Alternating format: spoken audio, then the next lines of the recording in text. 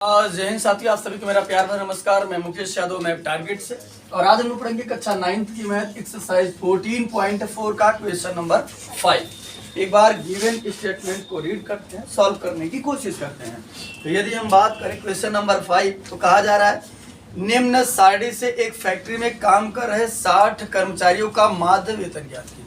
यहाँ समझे, एक कोई फैक्ट्री है, उसमें 60 कर्मचारी काम करते हैं, उनका हमको माध्य वेतन जो है वो क्या करना है, फाइंड आउट करना है। जहां पर हमको दिया गया है कि वेतन जो है 3000 कितने मजदूर पाते हैं। 16 मजदूर ऐसे हैं जिनका पेमेंट जो है वो 3000 है।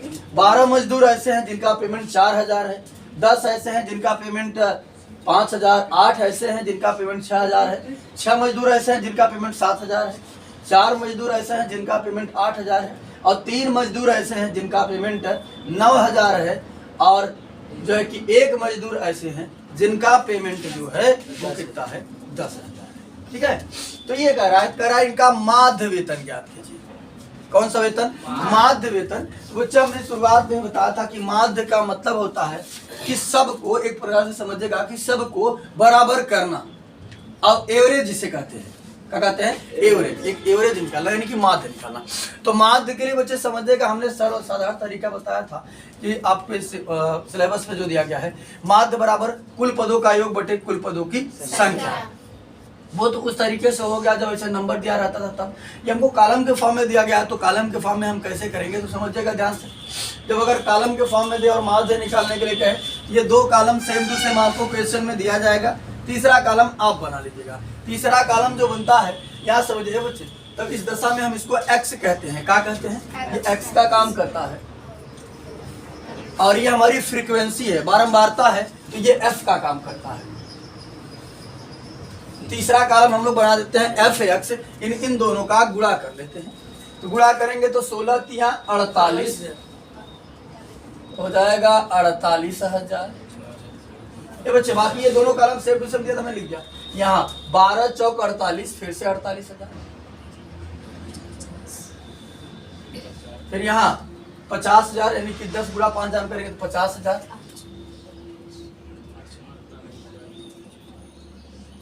फिर यहाँ समझिए 48, फिर से 48,000। फिर यहाँ समझिए 42, 42,000। 8 चौक 32, 32,000। फिर 9 तिरिक 27,000। फिर यहाँ हो जाएगा 10,000।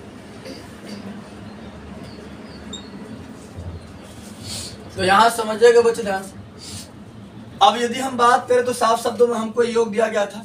अगर ये तो जोड़ करके दे दिया गया है, अगर ना जोड़ कर दे तो हमको इसको क्या करना पड़ता है, जोड़ लेना है। कैसे सुनिए, 12 16 क्या करेंगे, 28 हो जाएगा। 28 10 38, 38 8 36, 36 6 44, 44 4 42, 36 6 42, 42 4 46। गलत जुड़ा काम नहीं लगता है। 1 मिनट।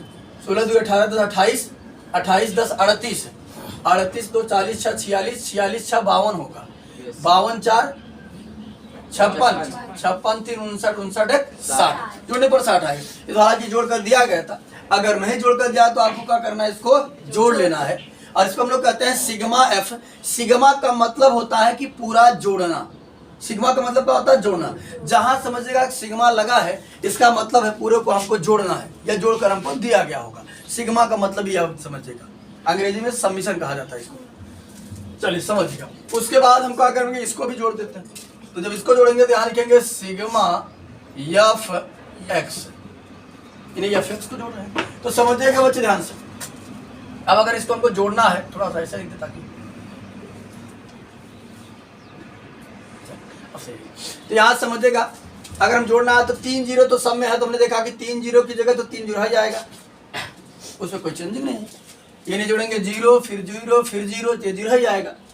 फिर यहाँ 8 8 16, 8 तिरिक 24 2 26, 26 2 28, 28 7 35, 35 का 5 हाथ से लगा 3, 3 और 4 7, 7 और 4 11, 11 5 16, 16 4 20, 20 4 24, 24 3 27, 27 2 29, 29 1 30।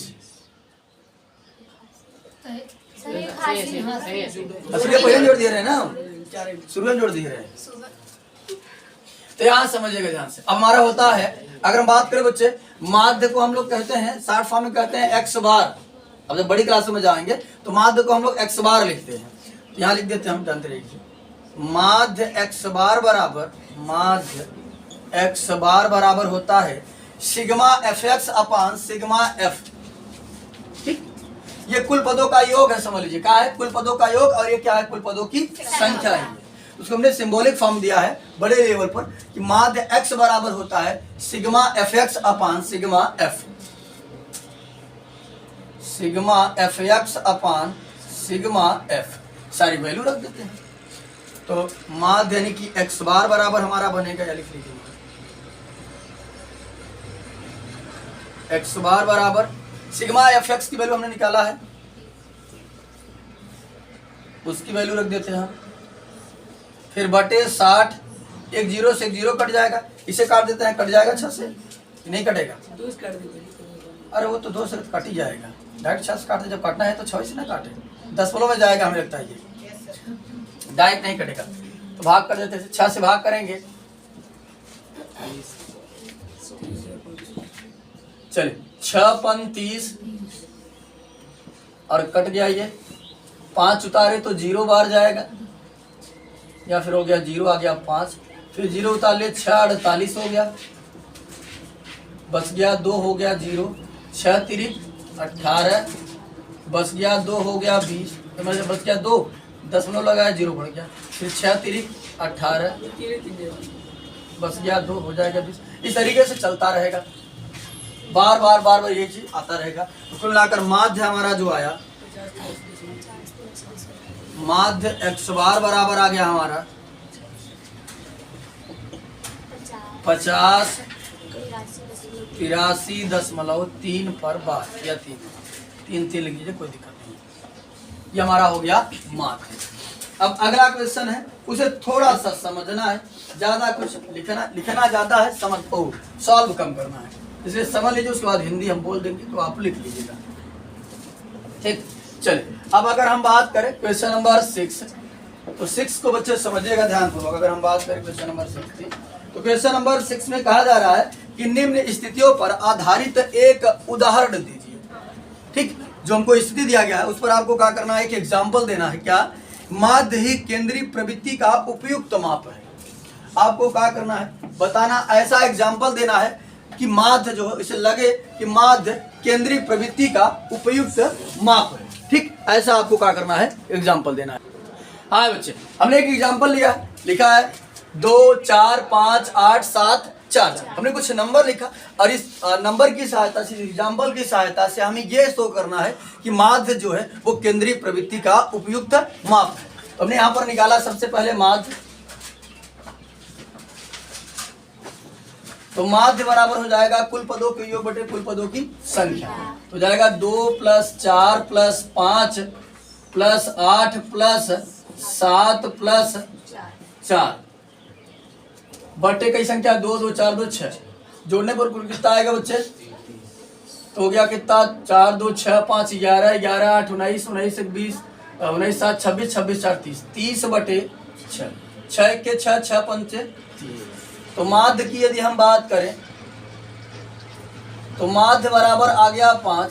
ये बच्चे अब समझिएगा कि 5 एक ऐसा नंबर है, यानी कि 5 औसत है, 5 एवरेज है, और एक ऐसा नंबर है जो सबका प्रतिनिधित्व करने में सक्षम है, जो सबका प्रतिनिधित्व करने में सक्षम है। जैसे समझिएगा, अगर मैं चाहूं तो सबको 5 बना सकता हूं, अगर मैं चाहूं तो सब नंबर को 5 बना सकता हूं। कैसे, समझिएगा ध्यान से। ये 5 है, करेक्ट है, इसमें कितना बढ़ रहा है 3, इसमें ले आकर के जोड़ दिया तो क्या हो गया 5, यानी समझिएगा ये 5 बन गया और ये भी 5 बन गया, ये 5 पहले से था। यहां समझिएगा इसमें कितना बढ़ रहा है 2, एक ले आकर इसमें जोड़े, एक ले आकर इसमें जोड़े, तो 5 बन गया कि नहीं, 5 बन गया, सब 5 बन गया ना। तो यहाँ समझिए, माध्य का मतलब यही होता है कि बड़े को, बड़े और छोटे सबको मिला, यानी एवरेज निकाला जाता है। इसमें क्या निकाला जाता है, तो ये देखो, यानी कि 5 हमारा जो है वो ऐसा है, औसत है जो सबका प्रतिनिधित्व करने में क्या है, सक्षम है, इसलिए माध्यिक केंद्रीय प्रवृत्ति का उपयुक्त माप है। ठीक, इसके लिए आप हिंदी का लिखेंगे, हिंदी लिखेंगे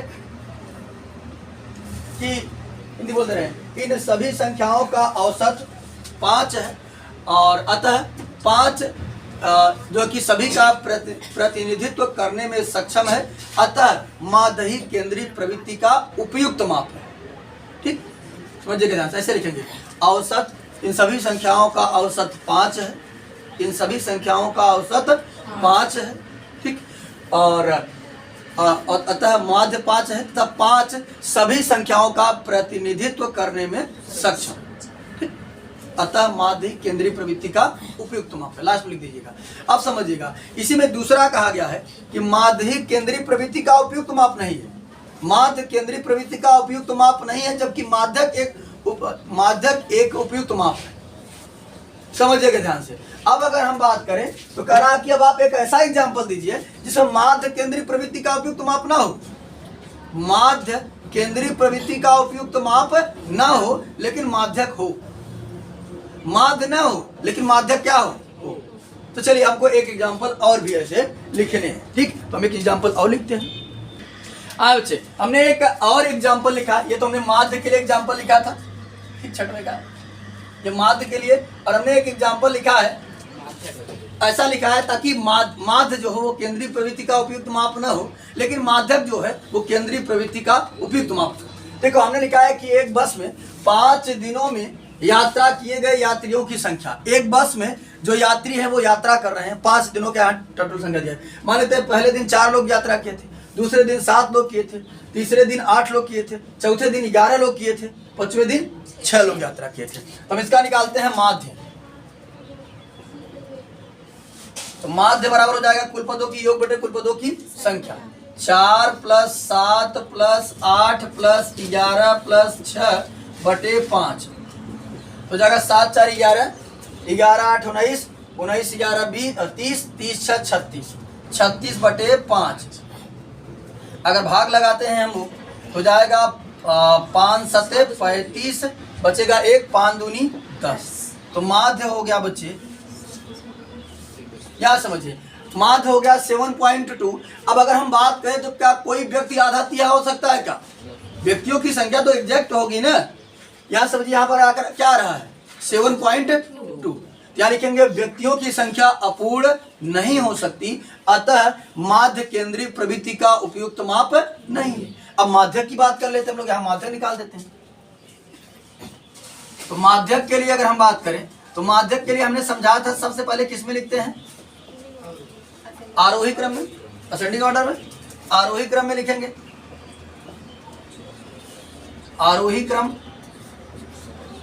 ये बच्चे तो आरोही क्रम में जब करेंगे तो समझिएगा ध्यान, सबसे छोटे वाले को पहले फिर बड़े वाले को फिर, तो हो जाएगा 4, 6, 7, 8, 11। यहाँ पदों की संख्या कितनी है, 5। तो माध्यक पर हमारा फार्मूला बनेगा, यहाँ लगा दे बच्चे, इसको इरेज कर दे, काई वाला ये इरेज कर दे यहाँ पर।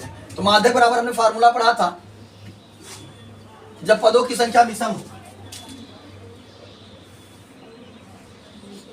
तो माध्यक बराबर होता था n + 1/2 वहां पर n कितना है 5, तो जाएगा 5 + 1/2 वहां पर 5 × 1 = 6 बटे 2 वहां पर 2 × 1 = 2, 2 × 3 = 6, तो कौन हो जाएगा तीसरा पद। ठीक है, तो हो गया तीसरा पद। अब अगर हम बात करें बच्चे, यहाँ हो गया तीसरा पद। तीसरा पद देखेंगे 1, 2, 3, तीसरा पद क्या है 7। तो यहाँ पर जो है बच्चे माध्यक जो है वो केंद्रीय प्रवृत्ति का उपयुक्त माप है, जबकि माध्य केंद्रीय प्रवृत्ति का उपयुक्त माप नहीं। ठीक, यहाँ पर लिख देंगे, यहाँ पर इसकी हिंदी लिखेंगे कि व्यक्तियों की संख्या अपूर्ण नहीं हो सकती है, अतः माध्य केंद्रीय प्रवृत्ति का उपयुक्त माप नहीं है, जबकि माध्यक केंद्रीय प्रवृत्ति का उपयुक्त माप है। बस हिंदी में लिखा था। तो आज की क्लास में हमने एक्सरसाइज 14.4 को यानी इस चैप्टर 14 को समाप्त कर लिया है। अब हमारी जो नेक्स्ट क्लास होगी वो अगले चैप्टर के अगले एक्सरसाइज पर होगी। इस वीडियो में इतना ही, बाकी मिलते हैं नेक्स्ट वीडियो में, तब तक के लिए जय हिंद।